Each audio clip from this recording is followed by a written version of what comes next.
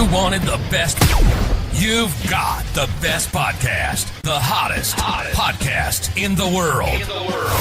The Chris Voss Show, the preeminent podcast with guests so smart you may experience serious brain bleed. The CEOs, authors, thought leaders, visionaries, and motivators. Get ready. Strap yourself in. Keep your hands, arms, and legs inside the vehicle at all times, because you're about to go on a monster education roller coaster with your brain. Now, here's your host, Chris Voss. Hey folks, it's Voss here from thechrisvossshow.com. There you go, ladies and gentlemen. The Iron Lady sings that makes it official. Welcome to 16 years of the Chris Voss Show. 2,500 episodes and just growing like a weed as we bring you the most amazing minds on the earth to make your brains swell with intelligence. Maybe that should have been the name of the podcast. Brains that swell with their intelligence. And they brain bleed. Go to goodreads.com/Chris Voss, LinkedIn.com/Chris Voss, YouTube.com/Chris Voss, Facebook.com/Chris Voss. Check us out on the webs for your family, friends, and relatives. Tell them to subscribe, or you want to send them a Christmas gift. No, I don't do that. That's not nice. Anyway, we have an amazing young man on the show today. We're going to be talking about his insights, his experience of life, et cetera, et cetera. He's the author of the book that came out April 6, 2021, called Redneck Resilience, the Country Boy's Journey to Prosperity. Was I supposed to have a banjo playing when I said that? Anyway, James Harold Webb joins us on the show. And we're going to be talking about his insights, his life journey, and everything you may want to ever know about the man, the legend, and the redneck, I guess, as it were. He was born to two 17-year-old adults, parents, and living in an economically disadvantaged childhood. James Harold Webb had amazing wins and devastating losses through his life. He attributes a majority of his success to resilience and to relationships, both personally and professionally. His storied career started as a radiologic technologist in his home state of Mississippi. And then he moved to Dallas in 1983, began working as the director of radiology at a local hospital for the next 13 years, worked on the executive team for various medical imaging companies. Now he started his own companies and has become a key leader in the industry. Welcome to the show. How are you, sir? Hey, Chris. How are you, buddy? I am good. I think I had a little cold or cough this morning, so I got a little bit of that going on. So give us a .coms. Where can people find you on the interwebs? Yeah. So, and by the way, I have the same little cough and cold as you do, I think. Oh. So, yeah, you can find me on the web at my website, jamesharoldwebb.com, LinkedIn, Facebook, all those places. And then our little books on Amazon and Barnes and Noble and Books A Million, 2 or 3 other places. There you go. It sounded like the title of a country song, maybe. Country Resilience, a country boy's journey to prosperity. I don't know. I hadn't thought of that. I should do that one day. No. Yeah. Get like Willie Nelson to write that out. Maybe you can cut the book down in a set of lyrics. There you go. So give us a 30,000 overview. What's inside your new book? Yeah. So, it's one of those books where people tell you all the time, hey, you've had a great life. Why don't you write a book? And so I finally did. And as you mentioned, born in South Mississippi to 2 teenage parents, it got a little too friendly too early in life, and got married and had me before they even graduated high school. And we grew up in poverty, as you might imagine, and started working when I was 5 years old. Because I learned early in life that if I wanted anything other than food on the table and a birthday present, I had to get it myself. Wow. And work my way through the making potholders for the church bazaar, to mowing yards, to doing a paper route, to ultimately working at a print shop when I was 14 years old. Wow. Well, you learn a lot of gumption at that age, right? A lot of hustle. Yeah, you do. Particularly you grew up in the deep South, where it was a crazy time to grow up there. Yeah. I remember when I was a kid trying to sell what was it? Boy Scout, Scoutorama tickets and Cub Scout, Scoutorama tickets. Man, they used to drop me off at the store and I'd try and hustle adults. And man, it was so scary because they were so big and towering, and sometimes they were really mean. And I'm just a kid, And so now whenever I go to the store, I see those people out soliciting Cub Scout cookies or Girl Scout cookies. I always just walk by, hand them a 20 and go, keep your product. And you just got a great tip. But That's great. I do the exact same thing. I really appreciate that exact same thing. Yeah, help those entrepreneurs own a business someday. But yeah, it was pretty soul sucking when I was a kid in L.A. It didn't help that it was the '70s, so we, it was in a recession. that gas one. Anyway, so you talked about the. Would you say this is kind of a memoir? Would you say? It is. It is. It's got both. Every chapter has a life lesson or a business lesson, Mm-hmm. and it just kind of traces through the different paths I've gone and some of the cool stories and some of the crazy stories and some of the sad stories. Mm. But people seem to like it, and I think the one thing that people take away from it is that it reads like I talk. Mm-hmm. So that's always enjoyed that, because I don't have necessarily the greatest talking in the world. Well, you know, there's something about plain language, English, because you know, I mean, you ever tried reading one of those medical books? Oh Like yes, the thesaurus. Understand? absolutely. So, redneck resilience, growing up that way.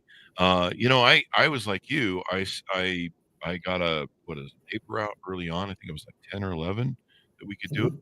and we started slinging that. I think before that there was a guy. There's some things they used to sell. I think it was a subscription to a magazine. You could door to door and sell it. I remember that. Yeah. Yeah, you remember? But we do that, and there was a few other hustles we had that were in like the back of those magazines. And you'd be like, "Huh, you can make money doing that." And yeah, but you know, it taught me a lot of gumption. It taught me a lot of discipline. It taught me about work ethic really early on. Boy, there's something that sets you in work ethic when you're like 10 years old and you're like, I got to go deliver in the snow. Hmm. Yeah. You're right on about the work ethic. It definitely teach you that. There you go. Tell us more about, you know, I kind of breezed over some stuff in your bio.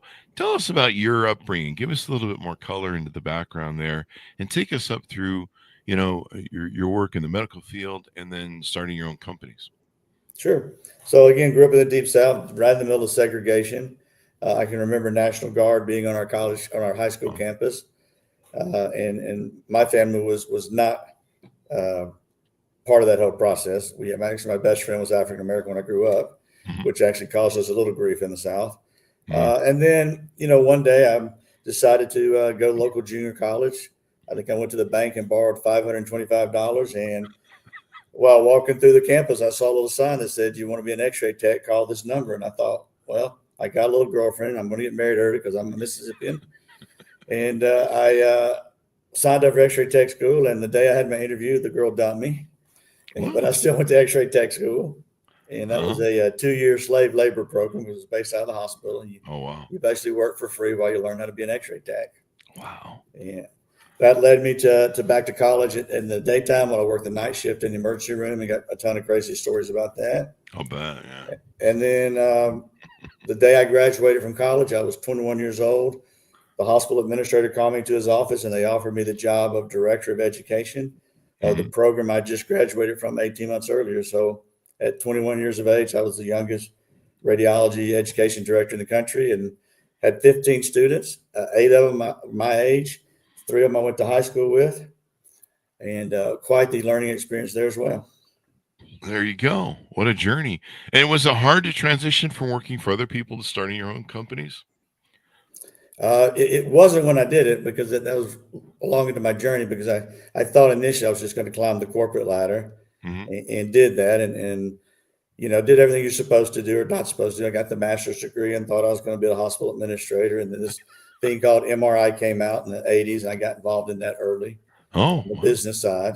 So I kind of transitioned from clinical to business, Ah. and worked my way up to become president of a company in South Florida that had a Mhm. bunch of imaging centers. And then about 5 years into that deal, a doctor came to me and said, "Would your company be willing to put an imaging center in the Caribbean?" Mm. And I said, "They will probably not, but I will." And the next day I got my boss to fire me so I could have a severance package, and asked him to be my first investor. And off I went to the Caribbean. Write that down, folks. That's how you get your start. Get fired by your boss. Well, he was a good buddy of mine. Thank goodness. He was the chairman Yeah. of the board, and I was actually married to his niece. So it all Oh, worked really? out well. Wow. Yeah. All right. And spent 3 Note years to self: traveling all always over marry Latin the America. boss's niece too. It's not a bad move, trust me. And Wow. had fun down there. A lot of great, crazy stories. And I Mhm. tell people I'm the only guy you'll ever meet that had the Sandinista soldiers put a gun to his head twice. Uh, Only guy you'll ever meet that was almost kidnapped by the Guatemala rebels. So a doctor talked him out of it. Wow. And just some crazy, crazy stories. And And these are all in the at book? they're all in the book. And then at one point, I had a new baby, a 1-year-old baby, and I'd been in a riot in the city in Nicaragua. And the police were shooting at the taxi cab drivers, and I had a shotgun in my hand. And I just thought, what the hell am I doing? And I got on a plane and get back to Miami. And literally the next day, reached out to some buyers and said, I'm done. You want to buy my company? And within Wow. 30 days, sold it. Wow. There you go. Well, That's my you're first batting. one. You're doing well then. So you talk in your book about you have the ability to build your own legacy. What's the messaging there? What do you expand on that if you could a little bit? Yeah, I think that a lot of us get caught up in sort of the rules and regulations, and that's not always necessary, particularly when you're going to be an entrepreneur. And for me, it was always about hard work, and the standard line: the harder you work, the luckier you get. Was me. And then I always said, if you haven't failed at least 3 times, you're probably not trying hard enough. Mhm. So it's really just about that constant, as we call resilience, getting knocked down, getting back up, and not just getting knocked down again, but getting back up and finding the new path. And I was always trying to find the right path. Wow. There you go. There you go. You talk about how you can, where's this question? I thought this really stuck out to me when I saw it. And it had to do with the next Rockefeller. So ask yourself, why not me? Why can't my family be the next Rockefeller dynasty? I guess that's possible, right? Yeah, I mean, that's something that it is a little later in life when that sort of hit me, when I realized that, I'd done okay in life, and I had the potential to pass on to my children. And I learned a lot through a group called Tiger 21 Mm, about, passing on legacy, and that the way you lose your money is not the bad business deals. It's really through family relationships. And so we mhm. spent a lot of time as a family doing family governances and meetings. And, we have a once a year formal meeting Oh, really? that we can, once a year we have a sit down, we go over our mission statement, we go over our Mm. finances. My kids see that once a year. They see my estate plan, and that we have an hour-long discussion. When daddy dies, what do we do? We go through all of that. And then we play a game and have a fun meal and do it again next year. Wow. There you go. That's kind of interesting you bring that up. There was an article that I'd seen, and it was from the Wall Street Journal. Wealthy families are writing mission statements to avoid lost fortunes and fights. This came out just on the 19th, a few days ago. Yeah, that's me. Did you see the article was wrote by me? I mean, that's my article. Juliet Chung is your. She was the writer. Julie wrote it and Wow. interviewed me. Yeah, so that Oh, was so my big. so you're saying you're in it? Yeah, you read the first line. Okay. It says James I R. thought Webb. Let's see. Oh, duh. There it is right there. Okay. Well, I just had to page down. So, well, there Yeah, you thank go. you. I think I'm part of a conspiracy now. But yeah, I saw the article. I didn't read it, obviously. I recognize your name, but yeah, I think that's good. It's important for everybody to know whether they're in the will or not. And then, is it also helpful to give the people who aren't in the will a list of things they could do to be better so they can get in the will? Well, with our situation, you have to have a ring on your finger to be part of the Oh, meeting. really? Yeah, no boyfriends allowed. You got to be over 18 to be part of the meetings. Oh. And so those are kind of our little regimental rules. Mm-hmm. And we're a triple blended family. Oh, So wow. I'll backpedal just a little bit and darken the story slightly for you. Okay. So in 2011, my wife at the time, Marcia, was diagnosed with stage 4 pancreatic cancer. Mm. No sign, no symptoms. She passed away in May of 2012. Mm. And I was left raising 2 little boys and trying to build these companies. And then after a while, I did the silly thing of going on Match.com. And as I say in my book and in my wedding vows, I had my first date in 22 years. And it was the last first date of my life. I met Kathy. Wow. She had 2 daughters that were older. So my daughter, her daughters, my 2 boys, we're a blended family, and then my deceased wife's family, still very tight with them, and they accepted Kathy, and they even call her their daughter-in-law. So it's Wow, a really that's nice really nice. story. Yeah, that's really nice. The tragedies that happen in the world are very unfortunate, but it's great that we can all come together as people all the time. So wish I could have that I sort of love it. camaraderie in my family. I screwed something up. Anyway, it's probably the money I owe or something. No. Anyway, no, but that's really interesting. Would you say a triple cross family? I called it, because I was married, right out of high school, had a daughter when I was 24. Uh-huh. Her mom got divorced when I was 30. Married Marcia when I was 32, 33. Lost her, unfortunately. Had two boys during that period of time. Mm. And then Kathy had two daughters. So we've got this triple blended, including Marcia's family all together. We're all very close and very tight. Mm-hmm. And, very blessed. There you go. Well, what a beautiful story. And I mean, it's kind of interesting. I like the idea of people doing a mission statement for their family. I grew up with a great patriarchal grandfather, but when he passed, the whole family really fell apart, and it fell into a lot of the feminine sort of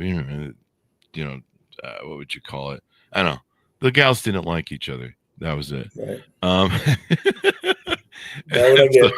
so it just became this henpecking sort of, I remember feeling taken away from my cousin, and 20 years later when I finally met him, I'm like, what was that about? And he's like, I don't know. But they just separated his families. So I like this idea of the mission statement, and then of course everybody knowing where they're at in the food chain or the will chain. But also planning a vision for the future. What is our family about? And I think really that kind of gives it identity, wouldn't you say? The family unit. It does, and I learned a lot about generational wealth is lost 95% of the time by the third generation. And again, it's not from bad business deals; it's from family that can't get along. And another way you get along is we have a family foundation, and so we do philanthropic work together as a family. Not just writing checks, but also actively participating in things. Oh wow! And so I think that also helps the family kind of stay together, and we're bringing the grandchildren into that now. That's so awesome. It's kind of fun. Yeah, and teaching the family charity too. What a great thing, right? Yeah, I think so. Yeah, it's part of our mission statement. We want to give more than we take. I like that. So it talks about the values of the company, or I'm sorry, the family. The family company, as it were. But there you go. So anything more you want to tease out or talk about before we go? Any services, consulting, coaching, anything else you do? No, I've got the book. I enjoyed it. I think people enjoy reading it because it really has some good lessons in it and takes you all the way through my journey and discloses a few cool things and some fun things and some sad things. But no, I'm available to meet people if they have questions. Find me through LinkedIn or through the website. I'm currently living in Mexico, so not so bad. And then heading back in about a week for grandchild number 7. And that'll be me. Congratulations. And then we talked in the pre-show about a company that you have franchises for now in Texas. Do you want to plug those? Yeah, I will, please, if you don't mind. So it's a new franchise out there. They have about 150 stores nationwide. My group has the rights to most of North Texas, and it's called Scent Hound, SCENT Hound, and it's a dog health, wellness, and grooming company. It's a little different. It's not just about clipping the dog's nails and that. We actually do a full-blown health check on them. We teach you how to be, the term is, a better dog parent. And I've kind of bought into it. And, again, like much of the other deals, we'll build it up, and hopefully private equity will jump in here someday and we'll have a nice little exit. But it's a cool little brand. People should look at it, scenthound.com. There you go. That's a good thing. Thank you, brother. I appreciate it. Thank you. And thanks, Arnett, for tuning in. Give us your .coms one last time as we go out. Yeah, it's www.jamesharoldwebb.com or scenthound.com. There you go. Order the book, folks, where fine books are sold. Redneck Resilience, A Country Boy's Journey to Prosperity. Thanks, for tuning in. Thanks for being here. Refer the show to your family, friends, and relatives. Go to goodreads.com/Chris Voss, LinkedIn.com/Chris Voss, YouTube.com/Chris Voss, and Facebook.com/Chris Voss. Be good to each other. Stay safe, or else.